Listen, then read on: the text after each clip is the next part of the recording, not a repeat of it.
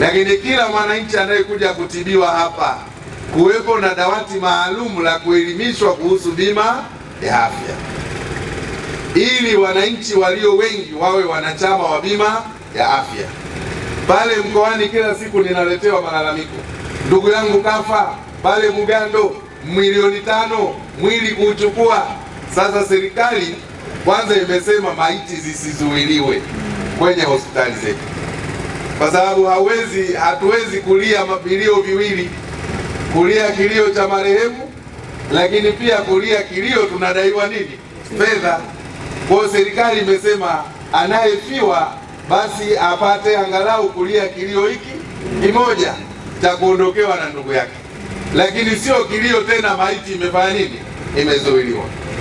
Lakini ili hayo yatimize, ni lazima wananchi pia muwe wasikivu.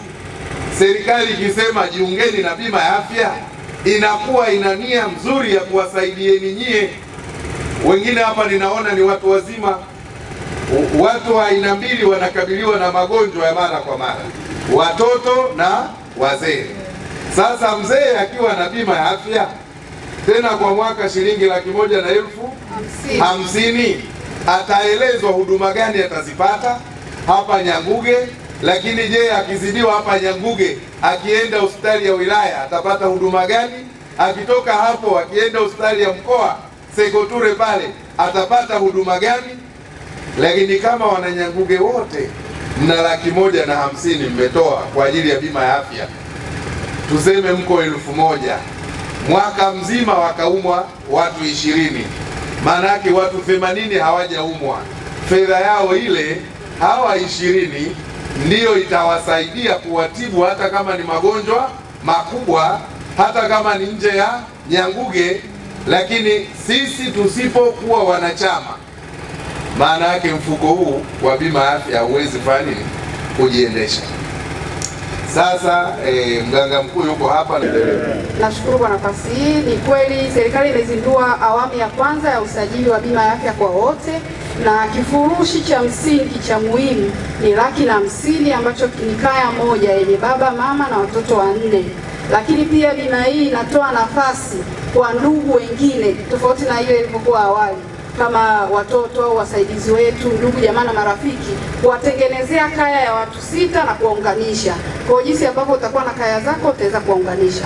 Na bima hii tumeanza awamu ya kwanza kwa kaya maskini, wazee, watoto, wajawazito na watu wenye mahitaji maalum kama walemavu.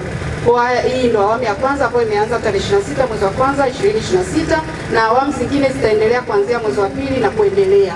Lakini pia bima hii itamwezesha kupata huduma kuanzia zahanati mpaka hospitali ya taifa, zikiwepo pia hospitali maalum kwa utaratibu wa rufaa, na huduma zote za msingi zipo, ambazo ni jumla ya huduma 372 kwenye hicho kifurushi cha. Kwa hiyo ukilipa $150,000 utapata matibabu yanayohusiana na mambo zaidi ya 300 na yaani wewe sasa utakuwa magonjwa yako yamezidi basi. Yaani magonjwa zaidi ya 300 na ngapi? 72. Wewe ukiwa na hiyo bima, jambo lolote katika hayo mambo 372, iwe ni magonjwa iwe na nini. Sasa katika hali ya kawaida hatutegemei mtu hata awe na zaidi ya magonjwa hata 100.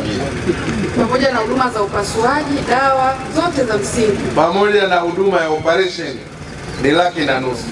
Lakini anachosisitiza hapa daktari ni kwamba mimi inawezekana mimi na mke wangu tuko watu hawa, lakini mtoto wa shangazi hana bima. Tunaweza kumchukua mtoto wa shangazi akawa mtu wangapi? 3.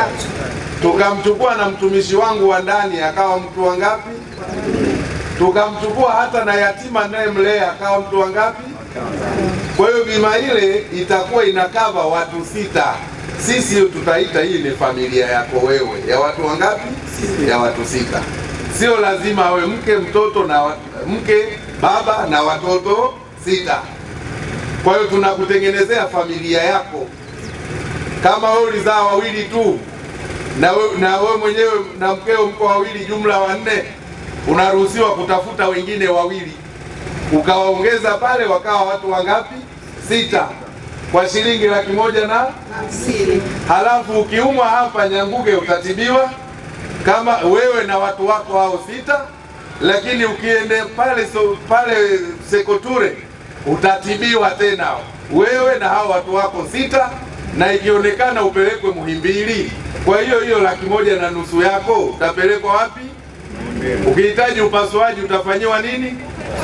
Ukitaka kuongezewa damu utaongezewa nini? Magonjwa 300 ama huduma 370 na ngapi? Kwa shilingi 1,500,000 kwa mwaka.